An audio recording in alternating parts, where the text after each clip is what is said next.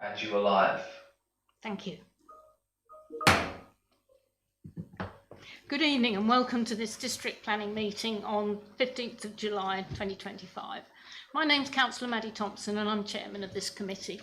Just to correct the agenda pack, the vice chairman is actually Councillor Vanessa Bell, not as shown. However, she's not available to be here tonight, so I've asked Councillor Paula Spenceley if she would mind sitting next to me to assist me, and I hope that's acceptable to members. If anyone objects, please speak now. Thank you very much. We're streaming this meeting live as well as recording, and by being present in the meeting, you are giving your consent to being recorded. During each item, please put your hand up to indicate if you wish to speak. I will then invite you at the appropriate time. Please note that the YouTube live stream sound recording is dependent on the correct use of microphones. Therefore, can I ask that when invited to speak, you remember to turn on your microphone and turn it off when finished. Please reference a page or paragraph number when referring to the agenda papers and keep your contributions as clear and concise as possible. We do not have any fire alarm testing scheduled for today. If you hear the alarm, please exit using either of the two marked fire escape routes. Once out of the building, please proceed to the designated muster point located on the grass verge by the police station entrance. Members, may I draw your attention to the members' update with further information on item 5 on the agenda. Item 2 is apologies for absence. If I could have those, please. Thank you, Chair. We have apologies for absence from Councillor Bassinger, Bell, Bown, Cook, Driver, Durham, Pratt, Siddle, Norman, Stamp, Stevens, Still and Councillor White. Wow, well done, thank you. Oh, Councillor Morley. And Councillor Morley also sent us apologies. Oh, and Councillor Morley, if you could have that. Thank you very much. So item 3 is the minutes. It's recommended that the minutes of the meeting held on the 22nd of May and found on pages 7 to 28 are approved as a true and accurate record. I'm going to take them as read, and I so propose. Do I have a seconder, please? Councillor Neal, thank you. Any matters of accuracy, anyone? Okay, can we agree those by assent, please? Great, thank you very much. Item 4 is declarations of interest. To disclose the existence and nature of any disclosable pecuniary interests, other registrable interests and non-registrable interests relating to items of business on the agenda having regard to paragraph 9 and appendix B of the Code of Conduct for Members. Members are reminded they're also required to disclose any such interests as soon as they become aware should the need arise to the meeting. Members, any declarations? No, thank you. So moving on to item 5, which, as I said, has the members' update with it. This is the application for land south of Wycke Hill and Limebrook Way. We have the presentation in a moment from Mr. Daly, the Principal Planning Officer, followed by public speaker, that's the agent, Mr. Michael Smith. So if we could have the presentation, please, Mr. Daly. Thank you, Chair. Good evening, members. Just a quick introduction. As many of you will not have seen my face before, my name is Patrick Daly, Principal Planner here at Maldon District Council. I will be presenting the scheme here before you today. Before I start, a few notes from the members' update. Housing mix analysis was updated to the correct percentages. There is no issue arising as the number of dwelling types fit in with the mix as set out in the local housing needs assessment. Section 106 contributions, the response was delayed from education due to compassionate leave. Note the applicant will be appointing consultants to review the amounts tabled to ensure that they are properly evidenced and accord with the SIL regulations. Waste services have responded with no objections, but have asked for confirmation on plots 395 and 397 to the north for vehicular access. Other than this, no other concerns. Thank you, Councillor Emma Stevens, for noticing the typo in the conclusion of the report. This should read that the benefits outweigh the harms. And lastly, the last table concerns updated consultee responses. So I'll move on to the presentation.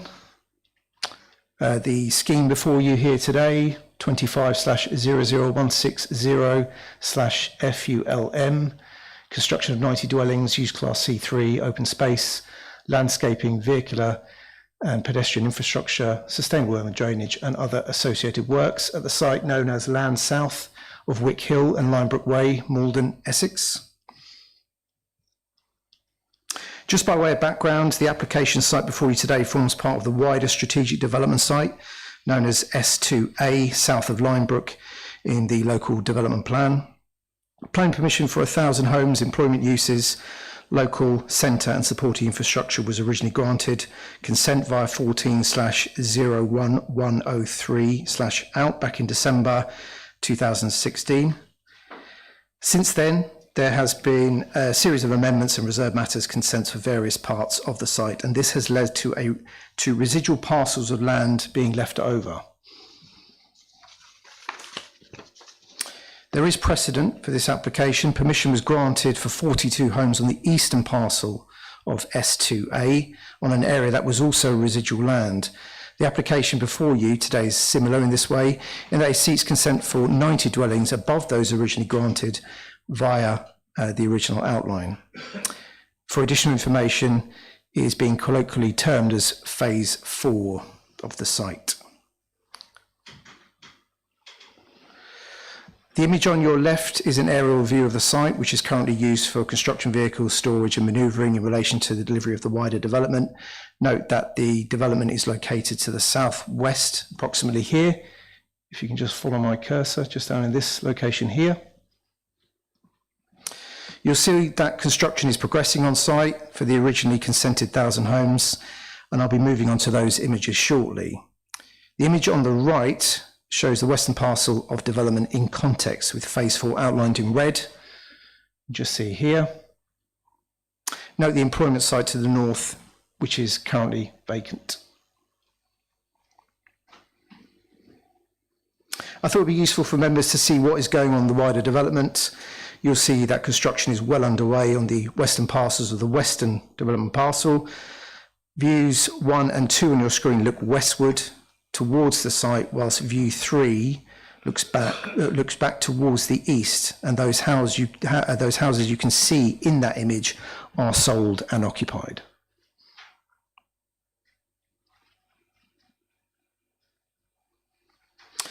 This shows a few more photos of the wider development, but further eastward. Again, the majority, if not all the houses here, are sold and occupied. So here you're getting a flavour of the scheme that's before you today and the vernacular context.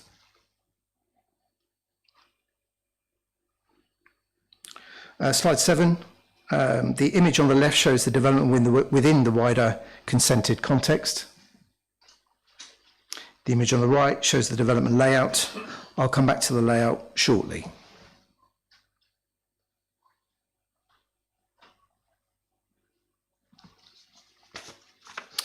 Here we have some street scene images from the proposed green edge and avenue. The green edge focuses on more traditional materials, including weatherboarding and features such as chimneys. The avenue features more typical housing styles that are in keeping with those already consented on the wider strategic development site.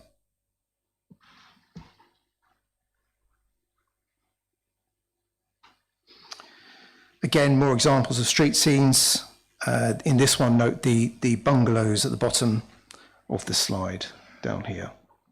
So you're getting a feel of the materiality and context of the scheme and the different materials that would be used.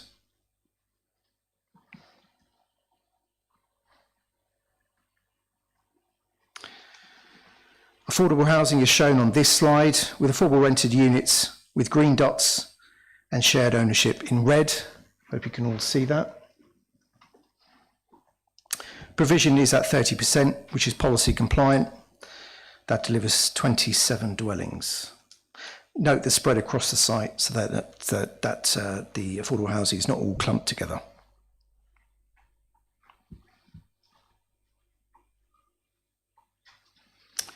Landscaping is generous and contiguous with the previous parcels of open space on phases 2 and 3.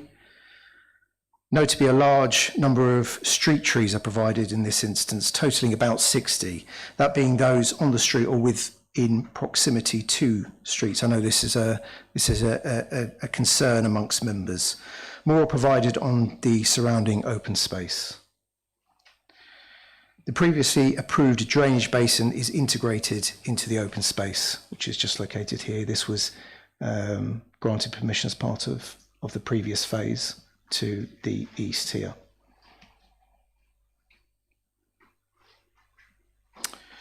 The matter of garden sizes arose during the agenda meeting earlier this month. To confirm all garden sizes meet the required standards as set out in the design guide.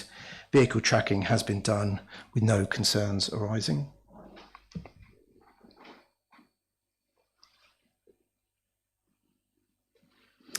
Sustainability credentials. I know this is another highlight for members to look at. A few sustainability measures are shown on this slide. Fabric first efficiency measures to reduce the need to cool dwellings in summer months. Photovoltaic panels and heat pumps are also provided as per building regulations. These culminate in a reduction of approximately 70 tonnes of CO2 emissions, or 75% on building regs part L 2021 per annum. All cars will have charging points. Construction management plan will seek to continue the reduction of material going to landfill.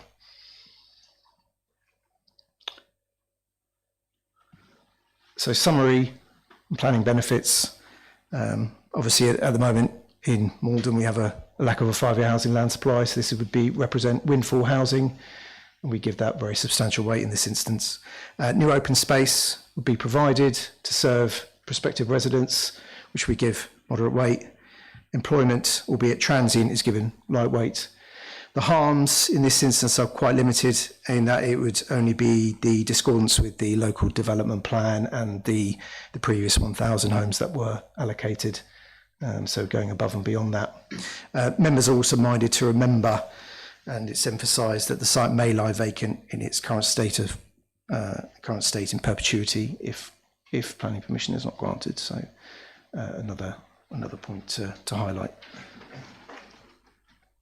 So we are looking to grant planning permission today, subject to conditions in Section 106 agreement. But I note that this may well be a matter for discussion.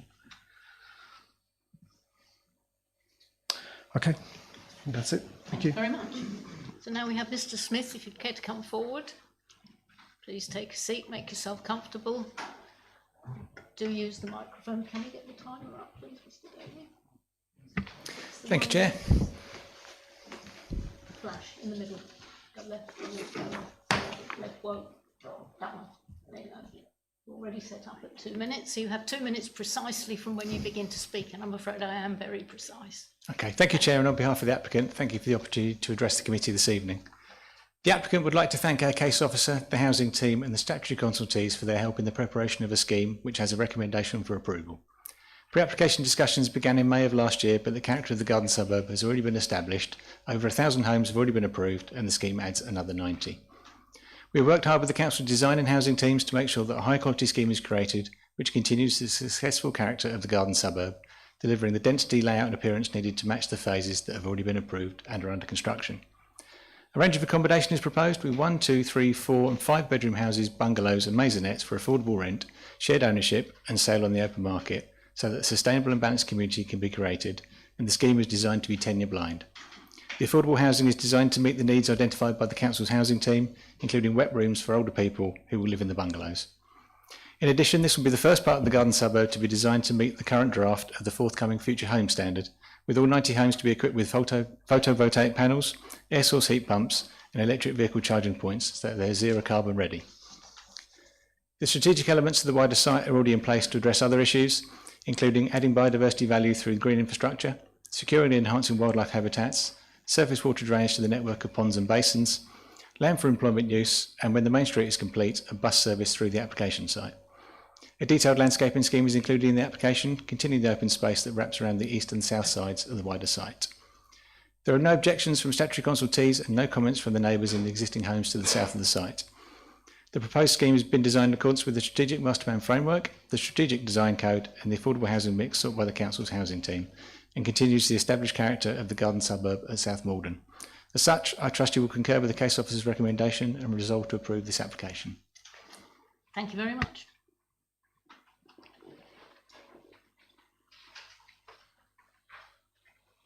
Thanks very much. Right, members, I'll open the floor to discussion and questions, and out of that I'll be hoping for a proposal.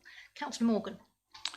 Yeah, thank you, Chair. A number of questions, really. Firstly, through you to the officers, Can you give any more precise details as to what effect this would have on our 5-year housing land supply?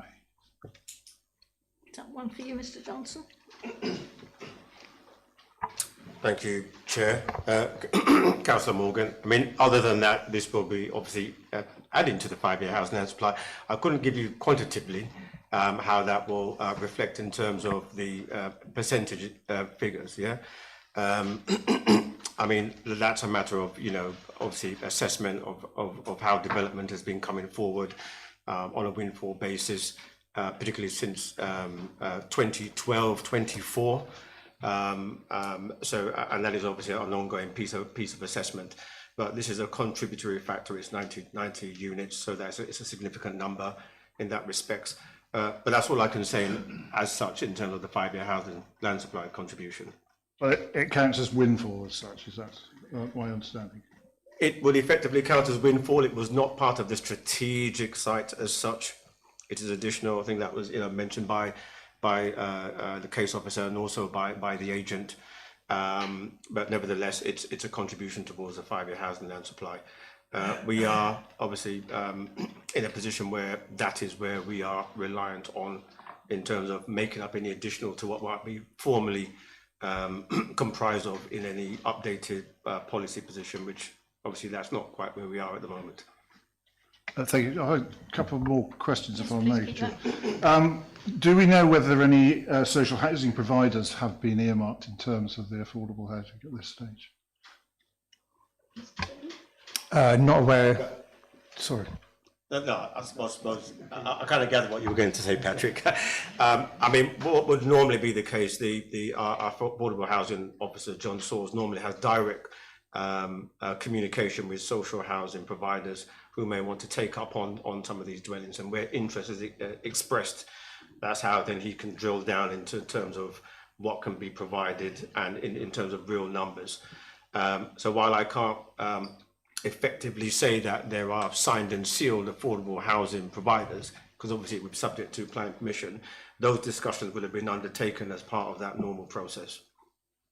Okay, and finally, these garden suburbs, the problem arises as to how the funding for the upkeep and maintenance of the communal grass areas, managing the drainage arrangements are funded. And are you aware of what the developer has in mind? We're not, I hope, going to be going down the estate rent charge route in this regard?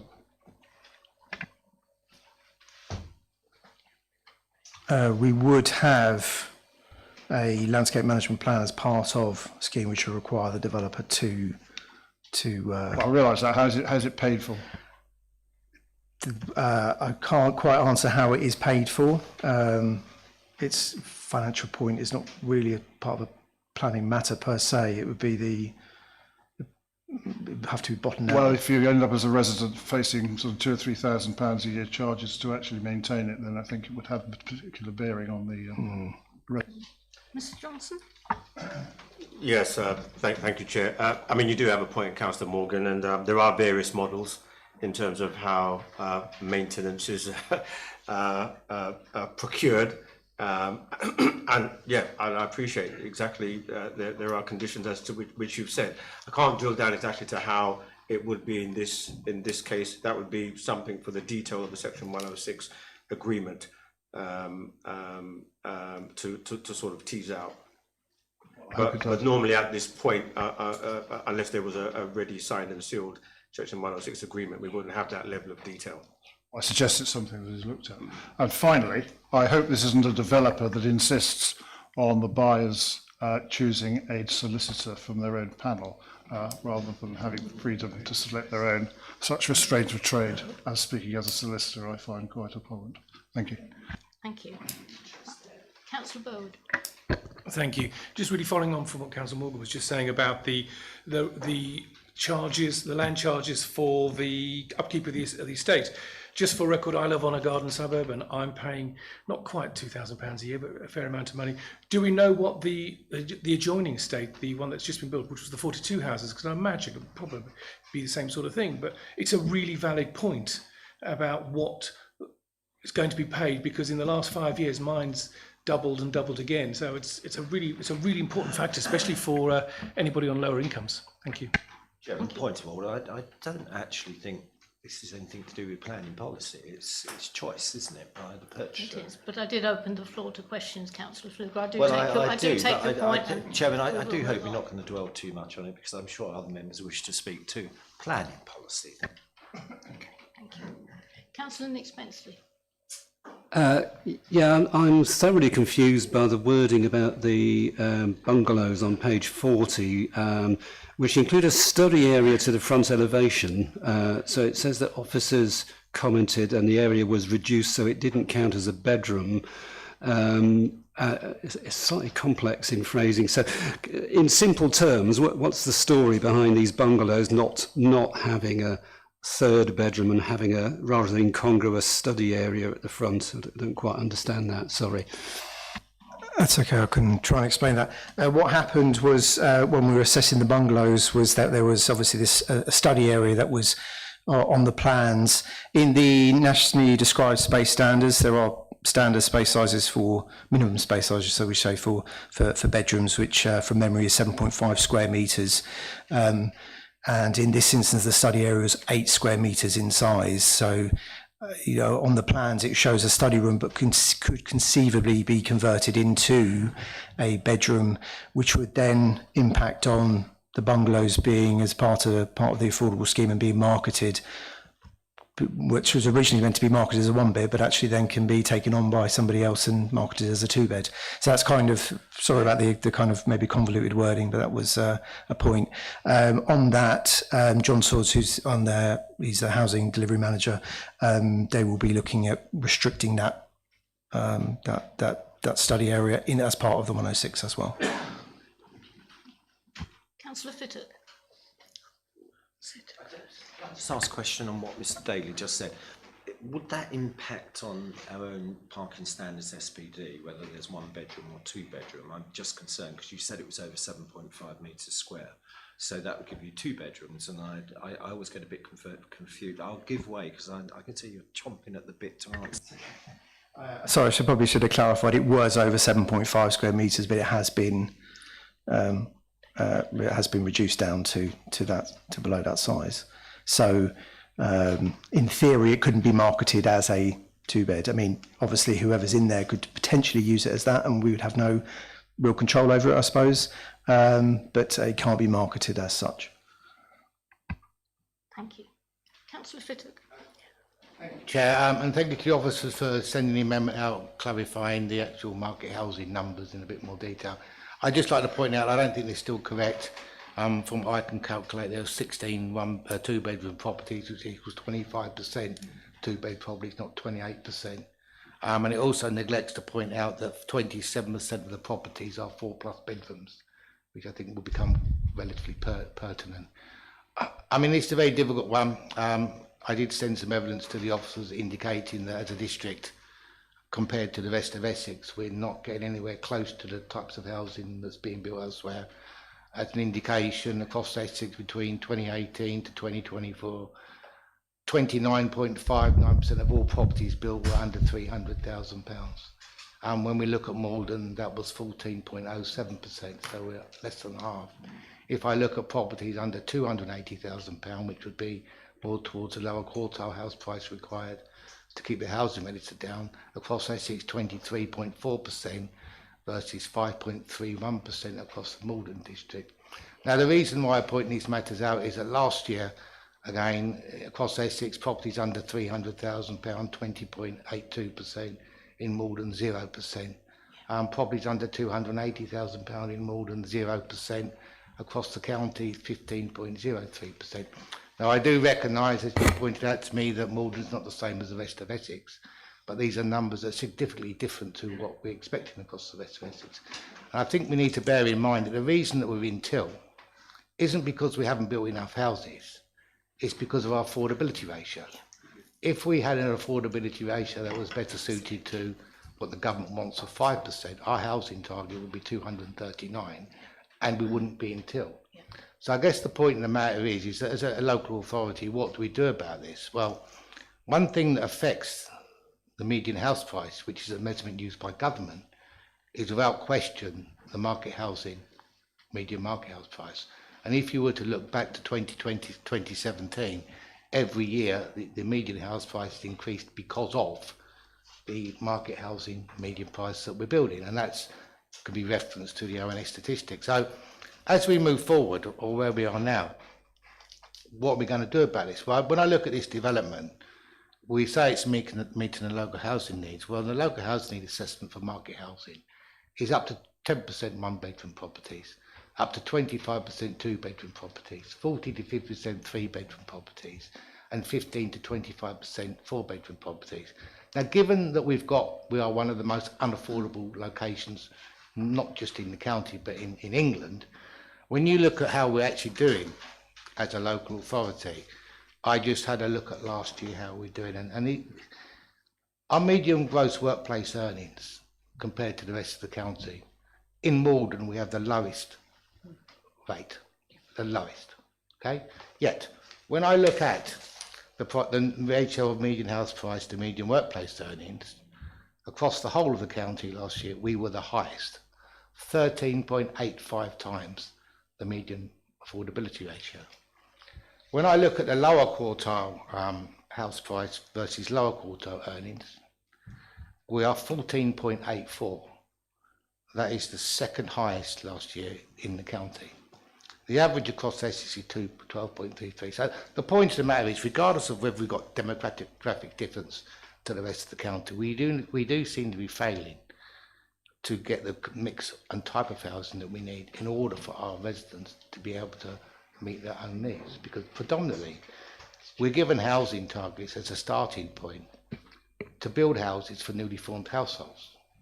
Well, we're not doing a very good job of that in terms of facilitating that in terms of housing mix, because if we were, we wouldn't have figures that we've got, and therefore we wouldn't have such high housing targets that we seem to be stuck with all the time. We're moving so far towards the top end of development, which is 3-bedroom and 4-bedroom detached properties, and so few 1- and 2-bedroom properties.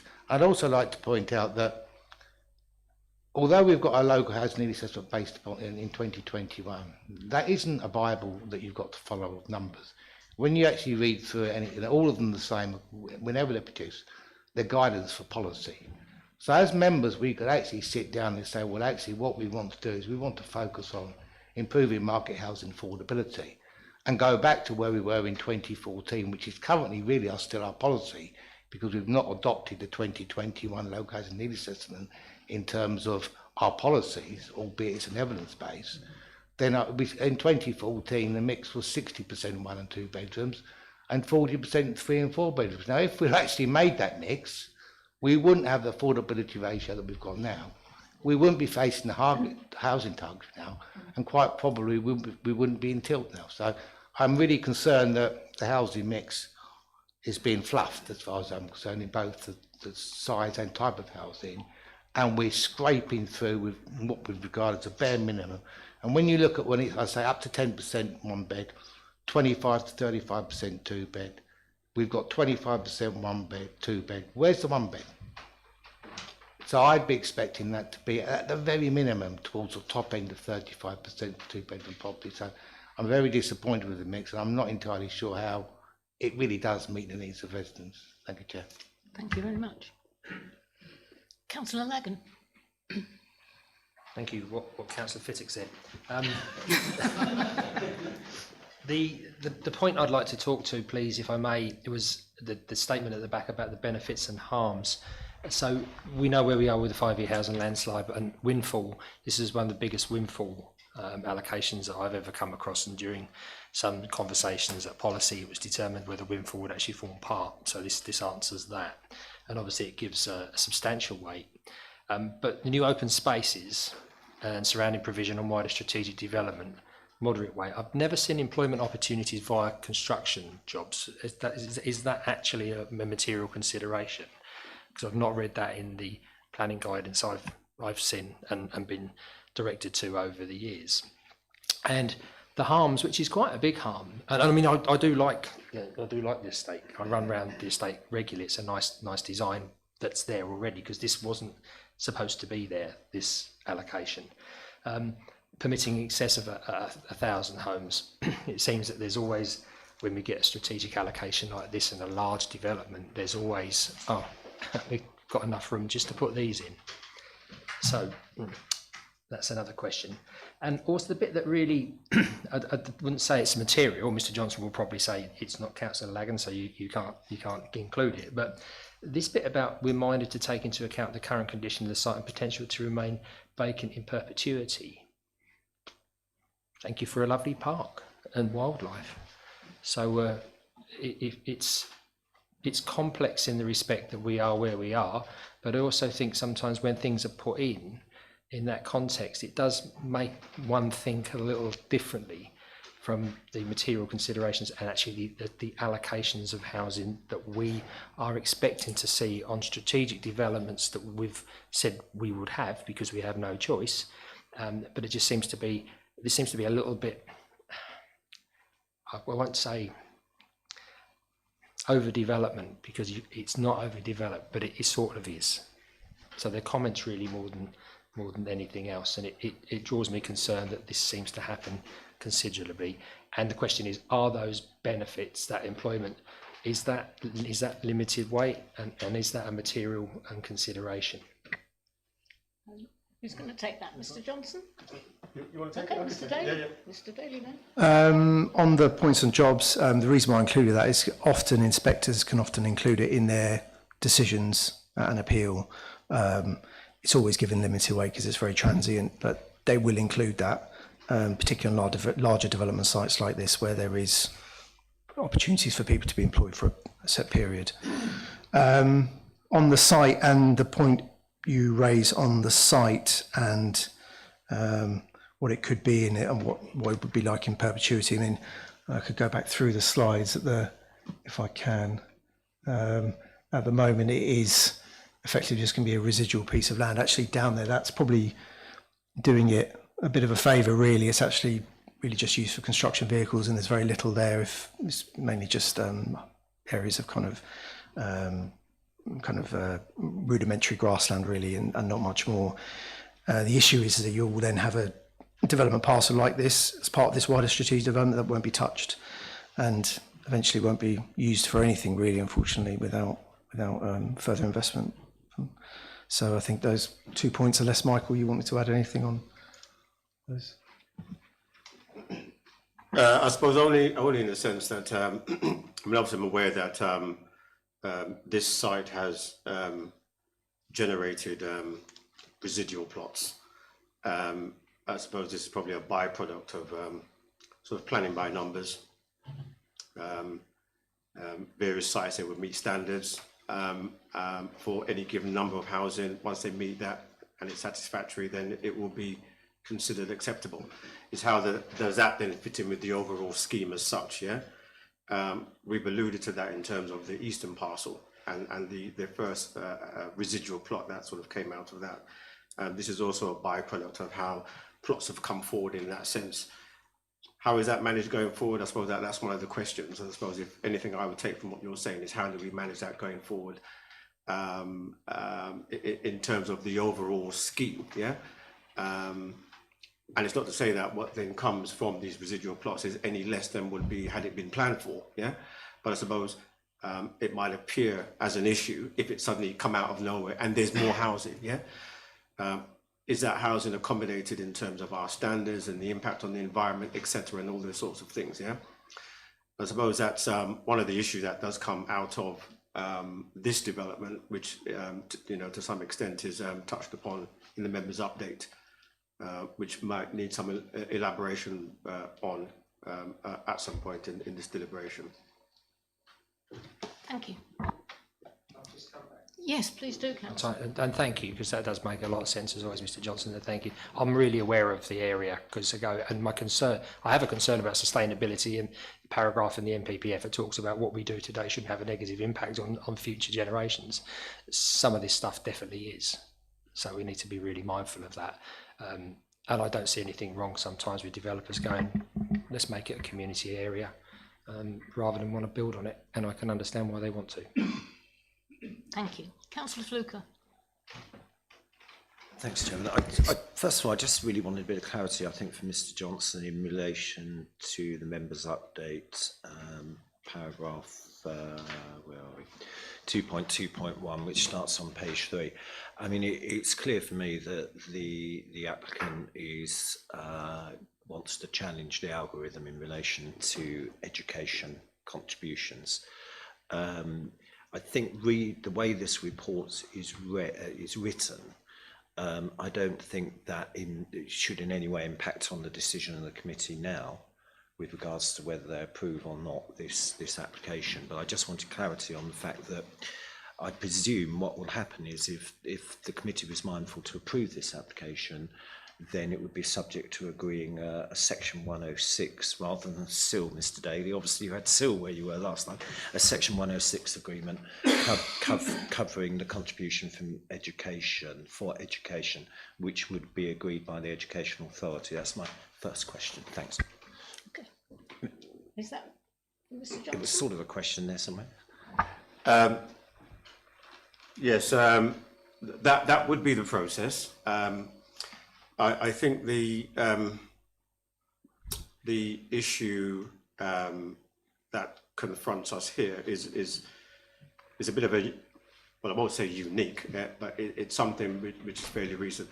For one, the challenge has come through fairly recently, literally within the last few days, and it's not something that we have been able to reconsult education on to get their views on that. That is something that, should members be minded to approve, we will have to explore all that subsequently. Yeah. In a way, it's in my point of view, it's a bit back to front. That's normally we would reach that sort of position where we have some level of certainty and agreement. At this stage here, when we're at committee, that taking forward the discussions or the finalisation of the agreed heads of terms of the section 106 is fairly a straightforward matter, and it normally is. Yeah, there is some level of certainty because of the challenge. Yeah, if the challenge does go to the algorithms, yeah, the methodology, the formula. That may raise some other issues which are unknown. So there are some unknown elements in terms of how things would play out after this committee as a result of what's happened more recently. Thank you. Yeah, thank you, Mr. Johnson. I mean, having been with you in another place today, I understand where you're going with this, but I mean, it is very unusual. I've not seen it before. I mean, Councillor Lagan's talking about this site being handed over for perhaps being kept as undeveloped, but the developer's now challenging the whole concept of making this contribution on the basis that all of the other sites have already paid it. I think that's for other people to decide, but I think the key thing, it doesn't impact on any decision we make now. Chairman, can I just take members 5.7.1 of the main report? This speaks to the requirement of EV charging points on all dwellings, which I think we all know is a requirement of the Parking Standards SPD. But Chairman, the Parking Standards SPD, if you look at paragraph 13.4, speaks to the requirement of EV charging points in communal areas. In fact, all parking spaces in communal areas, I think it's 5%, are required to have EV charging points. I think this was a point that was raised by Maldon Town Council. I can't see anything in the report that actually covers that. It just puts a blanket one in per dwelling, which we all know happens now, and it has to happen, I think, under building regulations. But I wanted some kind of answer from officers whether or not they'd make sure that would happen. Because having driven around some of these sites, it's clearly not happening elsewhere. Even though it says it mentions it in the SPD. And I think the other interesting thing is, having read the SPD again today, there's a requirement for commercial buildings as well, that 1 in 20 car parking spaces, 1 in 20, has to have an EV charging point. So I hope officers will pick up on that. And I've just got one final thing to say after that.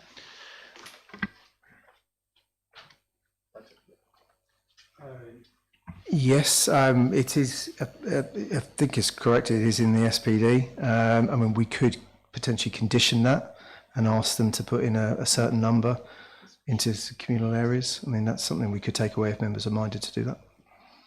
Well, Chairman, I think the SPD forms part of the LBD, so I think that at the end of the day, yes, and it is black and white in there, and just so that you can find it, Mr. Daly, it is 4.13.4 in a rather large document.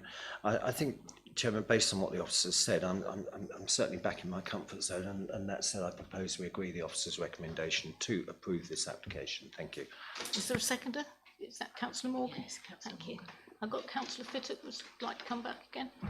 Thank you, Chair. Let me come back. I mean, I think Councillor Fluker raises a very good point there, and the problem that I have with this is that at the end of the day, the Education Authority don't just regard the Plume facility, for example, or the schools there as being for people in Maldon or for this development.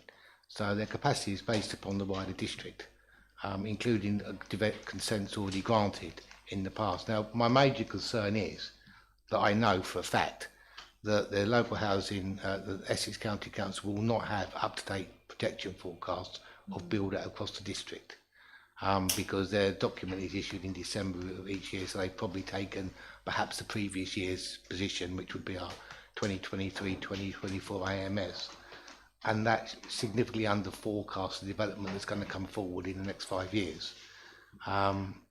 It didn't really matter too much at the time because we had 6 years worth of land supply, but it isn't accurate. So if they're basing their assessment of what they need on that, in terms of capacity and growth, I mean, certainly that I could prove to you the 10-year plan is not accurate, but it's not, that wasn't relevant. I mean, we've got to be sure that they have the latest information available, and even the last AMS that we produced versus the forecasts made by Site S2D, our 5-year housing land supply wasn't reflecting what the developers said they were going to build. So I'm really concerned that a decision is made by Essex County Council based upon inaccurate forecasts that we presented in the past, not by, necessarily by mistake, because there wasn't that need for that level of detail. And that's where we are. They won't have up-to-date forecasts. Thank you, Chair. Thank you. Members, any other member? Did you want to come back on that? No, some problem. Mr. Johnson, mustn't call you councillor. If there's no one else, then I suggest we take that, recommend the recommendation to the vote. So those in favour, please show. Those against? That's a majority, that falls. So we are moving into the constitutional break clause. So I'll read some of this. Following a recent decision by the Council to agree a recommendation from Overview and Scrutiny Committee, the Constitution and relevant operating protocols now include a provision to be invoked where a planning committee is minded to overturn an officer recommendation. So at the moment we have rejected the recommendation to approve, but we have not yet refused. This means but that does give me a clear idea that we are minded to overturn this. So the break, as it is known, is intended to provide for a deferment to allow officers to consider and report back on all relevant implications of the proposed decision. A report will then come back to a subsequent meeting of the committee, and at that subsequent meeting, consideration of the application will not be rerun. There will be no further public speaking, and the committee will proceed towards a decision. The only exception to the break is where officers advise that no useful purpose would be served by a deferment. I take it you're not advising in that way, Mr. Johnson. We need the break. Right. Can I comment? I know there's a couple of members who want to make some comment there. Yes, Councillor Fluker. Well, we're in somewhat uncharted territory. Well, here. Chairman, I don't think we are. I mean, I'm sure the applicants are sitting there as bemused as I am. But Chairman, I didn't hear one of the members that voted against my proposal speak against the approval. I mean, Chairman, I'd like to understand. We've clearly, unless I missed it, I didn't hear one of the members who raised their hands speak against this application. with regards to policy or anything else. There seemed to be certainly something about how much you should pay for a service charge, but I don't recall anything else being said about policy. And I'm obviously minded to any subsequent appeal and costs. So I think, Chairman, I agree you're in uncharted waters and in quite an invidious position, but I think these members should be given the opportunity to say why they don't like this. It's a fair point. I've got Councillor Lagg and then Councillor Spenceley. I think constitutionally, once the vote has been taken, the decision is made, and we go into the constitutional break. Whether Councillor Fluker wants us to expand on our discussion points that we made earlier on is neither by the by. The vote's been taken and the item has fallen. We should go into the constitutional break where those matters will be discussed, and therefore they will come back accordingly, and therefore a decision can be made. Because once the vote is taken constitutionally, that is that. Yeah. Thank you, Councillor Lagan. I will allow Councillor Spenceley to speak.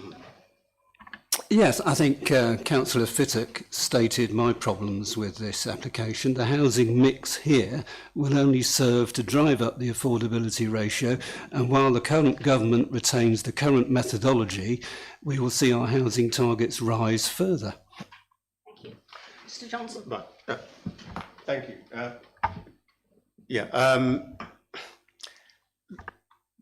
Sorry, can you hear me? Yeah. Right. We always seem to be getting new situations in terms of the constitutional break, yeah, and this is a new one. A motion was put forward and it was not supported, yeah. So we're in a position in a way that we were before the motion was put forward, yeah. So there's nothing on the table at the moment, yeah. In terms of the constitutional break, yeah. The constitutional break can't be invoked in a vacuum, yeah?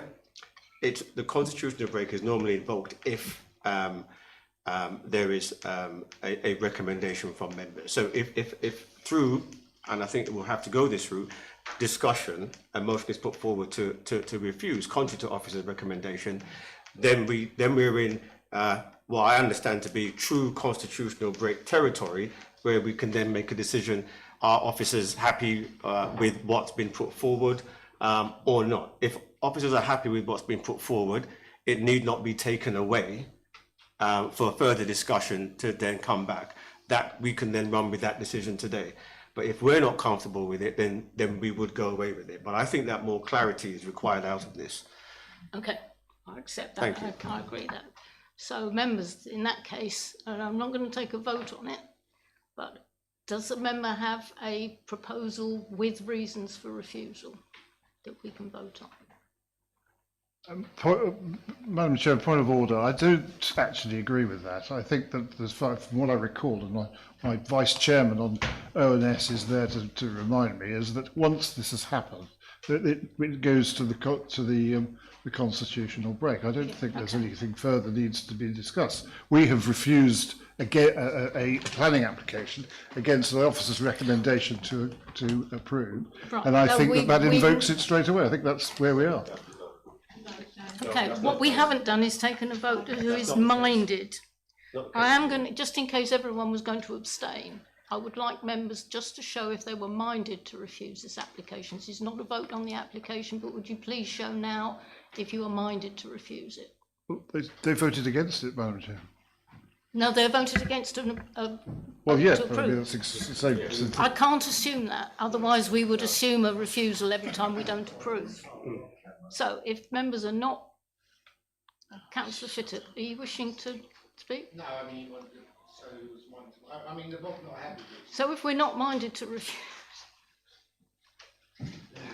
Now, I'm sorry, I'm going to make a decision. We're moving into the constitutional break. That's where we are. So that being said, I move on to item 6, which is other items of business the chairman decides are urgent. You'll be grateful to hear there are none.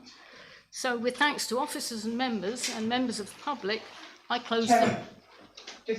Sorry. Miss Bird, yes. I think we just need to note that item will be adjourned, so we're not making a decision on that item in the constitutional break. Thank you very much, Miss Bird. Thank you. Right, so I therefore, as Miss Bird suggested, we adjourn that item. So I adjourn the meeting at 19 minutes past 8. Thank you very much, everyone. Sorry, Chairman, you can actually close the meeting. It's just a Okay. bit on that item. I'm Sorry. adjourning the item. I'm closing the meeting. Thank you. Thank you. Thank you, Ms. Bird.